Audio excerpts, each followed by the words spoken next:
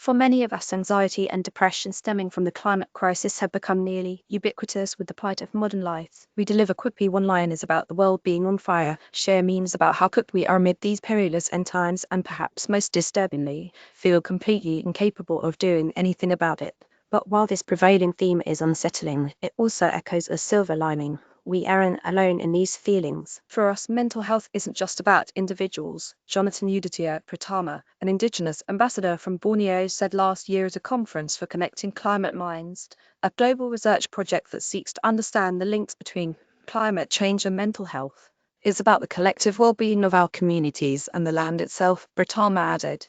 When nature suffers, so do we. Science backs up these long-held beliefs. The threat of climate change isn't the only thing that impacts mental health. Climate change itself does too. Extreme heat is associated with violence, an increase in self-harm, and general negativity. Wildfires and other extreme weather events can lead to PTSD. Chronic stress looms large for farmers and anyone whose livelihoods are tied to the environment. Water scarcity and air pollution can keep people from school and work, leading to isolation and hopelessness. So what's a mere individual to do? In the words of Dr. Anna Elizabeth Johnson, anything. Johnson is a self-proclaimed climate shrink marine biologist and author of What If We Get It Right? Visions of Climate Futures. Her book posits that the binary thinking behind the goal of solving or stopping climate change is part of what hinders people from believing that anything can be done. In other words, seeing climate change as simply fixable or unfixable keeps people stuck. Hopeless. Part of the problem is that we've been told that we have to stop or solve climate change, Johnson said in an interview with Outside magazine. And those verbs are clearly delusional because we can't solve it and we can't stop it. But we can make things much better than they otherwise would have been if we didn't try. What if we get it right?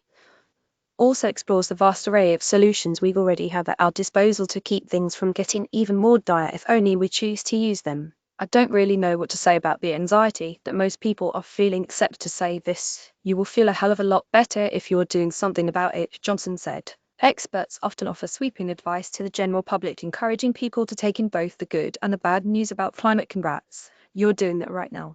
Connecting with real-life communities, talking about your feelings and taking action to help alleviate the stress of climate anxiety. Here are some real-life examples of how people all over heed this advice to inspire you to find your thing too. Ben Thiel.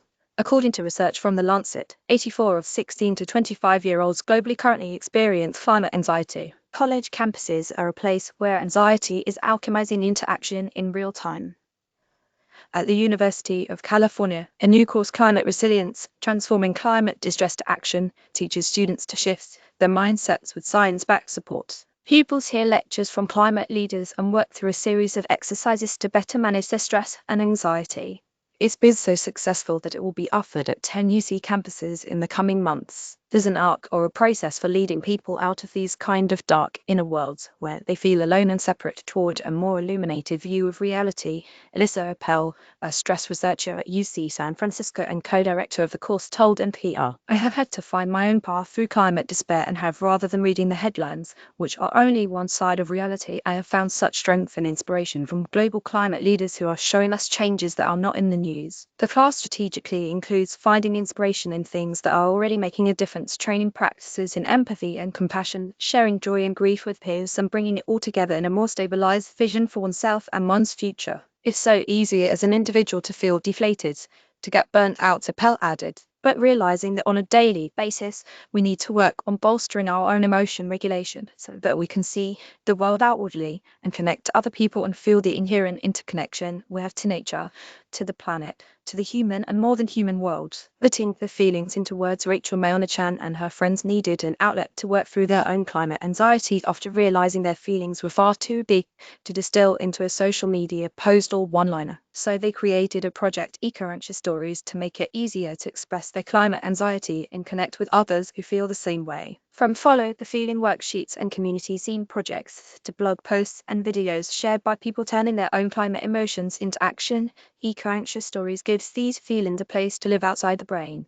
Our work is about creating engaging opportunities to explore our messy relationships to social and ecological justice issues, including the climate crisis. We share stories and ideas that help us process our experience of being alive at this moment. this time of uncertainty and possibility, Maunachan writes on her website.